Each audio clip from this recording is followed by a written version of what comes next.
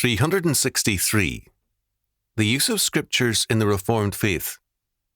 Chalcedon Report number 434, October 2001. Calvinists, to a degree, resemble other branches of Christianity in that they affirm the Trinity, salvation by Christ's atoning grace, creation by God, and much, much more. The distinctive aspects of the Reformed faith all stem from the doctrine of the Scriptures. The Reformed faith is by no means alone in affirming infallibility and inerrancy. Such a view is common to other theologies as well. Calvinism, however, gives to Scripture a priority lacking in other theological systems. In the Westminster Standards, we have the full development of the Reformed faith. In recent years, some have sought to separate those standards from Calvin and to insist on a marked difference. Such contentions were shown to be false by Paul Helm. The Westminster Standards give us, in summary form, the essentials of the Reformed faith, and their view of Scripture is of interest to us. Because our view of God and our faith is dependent on the Bible has a necessary priority. The truth of the faith is governed by and depends upon its foundation. If that foundation is a religious experience, then the faith is a private revelation. Moreover, given man's fallen and frail nature, man's experiences are at best a dubious standard. The same is true of man's reason. Paul, in Romans chapter 1, verses 18 following, makes it clear that all men know the truth of God because it is written in all their being. Men, however, quote-unquote, hold that truth in unrighteousness. That is, they suppress it because they are unjust and in sin. The redeemed give voice to that truth, but, not being perfectly sanctified in this life, cannot give other than a faulty and sin-conditioned witness to it. The same is true of tradition. There is often more to tradition than some will allow, but tradition is transmitted by and filtered through sinful men, and hence it reflects man's will all too often. The Bible, however, is God's Word, given by Him, protected by Him, and speaking for Him. The Westminster Confession of Faith hence begins with a chapter on the Holy Scripture. It asserts the God-centered nature of biblical authority in section 4. The authority of the Holy Scripture, for which it ought to be believed and obeyed, dependeth not upon the testimony of any man or church, but wholly upon God, who is truth itself, the author thereof, and therefore is to be received, because it is the Word of God. There is an important biblical premise here. Both truth and authority are identified with God. There is no neutral realm of truth by which God and man are alike to be judged. This is a premise of rationalism and of other perspectives. God and man are alike to be held in an independent environment which sets the standards for both. Hence, for example, some, like Gordon Clark, would have an independent law of contradiction govern both God and man. For him, the logical consistency of the Bible is its best defense. The law of contradiction, however, cannot be used as a test or a proof of God or the Bible, because the law of contradiction presupposes the God of Scripture and His orderly creation. If the universe is one of brute factuality and chance, then no law of contradiction can exist. There can be no legitimate use of the law of contradiction unless all are agreed that it can only exist in God's creation. To agree on this, however, means that its use as a test or proof of God is unnecessary. The usual use of this law is to detach it from God, to give it a neutral power and dominion over God, and then to use it as a yardstick to judge God and the Bible. In the process, the law of contradiction is Hellenized and is ascribed to a world of brute factuality, upon which various patterns are imposed. As Van Til noted, a law of contradiction that is found to be operative in the created world, in the sense that man's intellectual operations require its recognition, but that rests on God's nature, is something quite different from a law of contradiction that operates independently of God. In the former case, the facts of the universe, if they are to be rationally intelligible, are not ultimately dependent upon the law of contradiction as man knows it, but upon God's internal coherence that lies behind the law of contradiction. Thus, the facts of the universe can retain their novelty for man while they have not lost their rationality for God, and therefore also for man. In the latter case, the rationality of the world does not depend upon God, but upon the principle of contradiction as an abstraction. In that case, facts lose their novelty for man when he sees that they work according to the law of contradiction. To use the law of contradiction abstractly and without presupposing the God of Scripture is as logical as asserting the validity of Christ's atonement in a universe without God. It is an amazing arrogance on the part of men to insist that God must be verified by them and receive their philosophical seal of approval before he shows his face in public. All too many theologians and philosophers of religion, however, hold to such a demand. For us, however, whatever God says is truth, because God is truth itself. Scripture has authority because it comes from the supreme and absolute authority. The Westminster Confession, moreover, declares that God gave the Word and also gives the saving understanding of such things as are revealed in the Word by His Holy Spirit. Chapter 1, Section 6. The Spirit does not speak in contradiction to the Word. It follows, therefore, that 10. The supreme judge by which all controversies of religion are to be determined, and all decrees of councils, opinions of ancient writers, doctrines of men and private spirits are to be examined, and in whose sentence we are to rest, can be no other but the Holy Spirit speaking in the Scripture. The larger Catechism, question 2, makes it clear, moreover, that, although the very light of nature in man and the works of God declare plainly that there is a God, both man and nature being fallen, God's Word and Spirit only do sufficiently and effectually reveal him unto men for their salvation. Note the phrase, for their salvation. All men can read and be learned in the Bible. Only those whom the Spirit moves can have the saving understanding and read for their salvation. Because of this priority of Scripture, the Reformed faith is Catholic in its use of the Bible. That is, it recognizes its universal jurisdiction and application. God, through His law word, governs the totality of life, so that nothing is outside of God and His government. The Bible, thus, is not only a salvationist book, but a manual for our total lives, for law, politics, economics, the family, school, church, and more.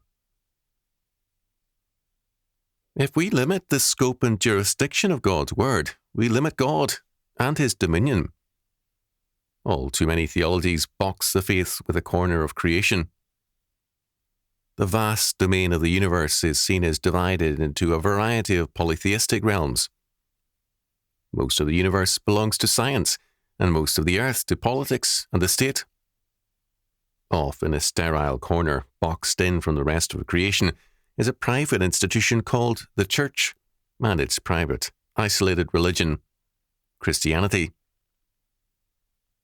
Because of this mutuality, churchmen limit the faith to the salvation of the soul and to ecclesiastical concerns. The vision of such men is so narrow that for them to fight the wars of the Lord means to fight against other churches. No doubt, on Judgment Day, some Presbyterians in line for sentencing will spend their time passing judgment on the Baptists. The Baptists will tell one and all how bad the Catholics are, while the Catholics will assure the Protestants that they are heretics. Meanwhile, the Lutherans will tell all others that the salvation of non-Lutherans is questionable. To all such the Lord will say, "Thus have ye made the commandment of God of none effect by your tradition." Matthew chapter 15, verse 6. In brief, the Bible is not a church book. It is God's book for all of life, for church, state, school, family, economics, the arts and sciences, and all things else. It is God's command word, giving marching orders for all of life. Calvin spoke of the necessity for the Bible to preserve man from twisting God's revelation to his own devices. For if we consider the mutability of the human mind, how easy its lapse into forgetfulness of God, how great its propensity to errors of every kind, how violent its rage for the perpetual fabrication of new and false religions, it will be easy to perceive the necessity of the heavenly doctrine being thus committed to writing, that it might not be lost in oblivion, or evaporate in error, or be corrupted by the presumption of men. The offence of Scripture to the unregenerate is that it tells him that he is not a god, but a sinner under the judgment of God. To the regenerate, the Bible is the good news of his salvation, but to the extent that he is unsanctified, to that extent the offence of Scripture remains. This side of heaven, therefore, the believer must contend with an unwillingness in himself to read and to submit to God's word. Behind this fact of offence is our reluctance to keep on growing. We tend to be satisfied with a few drops of faith in the ocean of our sin. We are unwilling to change, to see our faults, to forgive as we have been forgiven, to hate only what God hates, and to love as we have been loved. Hence the necessity of Scripture. We need the open and sure Word of God as a corrective, a guide, and as commandment. This is why reading the Bible and our submission to its law word is a moral act. An immoral resistance to holiness keeps us from the Word, whereas the fact is that to read and obey means to grow in grace and holiness. Calvin noted that the mind of man, being full of pride and temerity, dares to conceive of God according to its own standards, and, being stuck in stupidity and immersed in profound ignorance, imagines a vain and ridiculous phantom instead of God. Many men use the Bible as a building block in their creation of idols by making partial use of it together with their various humanistic concepts. One such example is a belief in God as love. Very plainly, the Bible tells us God is love. 1 John chapter 4, verse 8. But it also tells us that he is a consuming fire of judgment, that he is a jealous God, and much, much more. The Reformed use of the Bible precludes using one aspect of the Bible or one attribute of God in isolation or in priority above all others. To illustrate, it is a perversion of the Reformed faith to stress the sovereignty of God above all his other attributes. Our human nature lacks balance.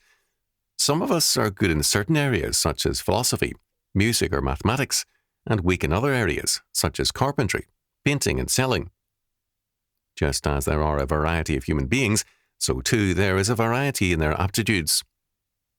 In God, not only is all potentiality a full actuality, but all powers and attributes exist in perfection.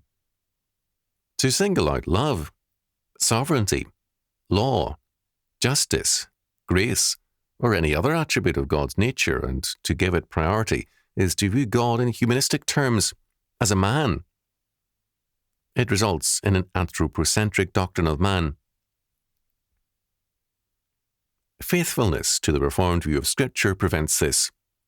We then live by every word of God, Matthew chapter 4, verse 4, and we see God in terms of his total word. To illustrate, if we forget the tabernacle as a part of God's revelation, we have a limited view of God, because we fail to see how central and important God's word is concerning all approaches to him and the worship he requires. If we dismiss the simple sacrifices as irrelevant now for us because they ended with Christ's atonement, we underrate the seriousness of sin in God's eyes and the exactness of his requirements. If we neglect the law, we neglect the justice or righteousness of God, and so on. We then wrongly divide the word of truth and separate moral law, ceremonial law, and civil law. The fact is that all law is moral law.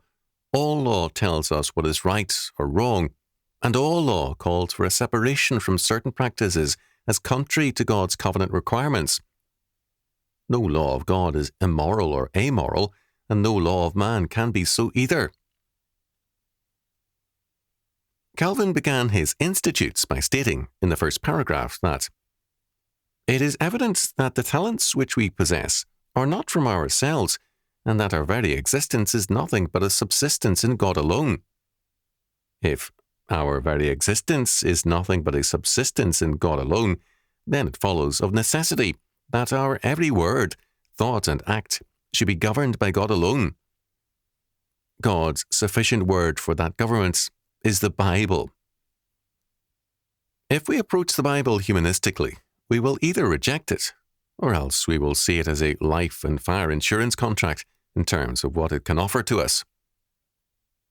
If we approach the Bible from a faithfully reformed perspective, we will then see ourselves, our salvation, and our calling from a God-centered perspective. Our Lord tells us plainly therein, "Seek ye first the kingdom of God and his righteousness or justice, and all these things shall be added unto you." Matthew chapter 6, verse 33. We will then recognize when we seek first God's kingdom, what Van Til sets forth so clearly. In saving us from sin, Christ saves us unto his service. Through the salvation that is ours in Christ by the Spirit, we take up anew the cultural mandate that was given to man at the outset of history.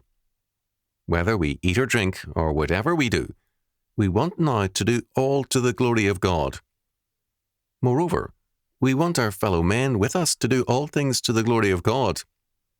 We are bound, as we are eager, to inform them of that which we have been told, namely that we shall continue to abide under the wrath of God and eventually be cast out into utter darkness, unless, by God's grace, we seek to do all things to the glory of God, calling upon all men everywhere to join with us in fulfilling the original cultural mandate given to mankind, which we may now undertake because of the redeeming work of Christ, is our joy each day. As we have seen, there is a perfection and a simplicity in God's being, so that all his attributes and the totality of his nature makes all things equal and perfect, so that no one aspect of his being can be exalted over another. God is totally God, and totally perfect and absolute in all his being. This is not true of man. Man, as a creature, is God's creature, and therefore has been created by God to serve him in various ways, each of us according to the gifts we have received. At one point, however, there is a difference.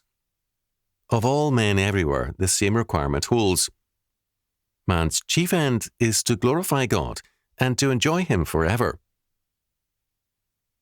Every aspect of our lives must have a single focus, the service, glory, and enjoyment of God. In this, Scripture is our guide and command word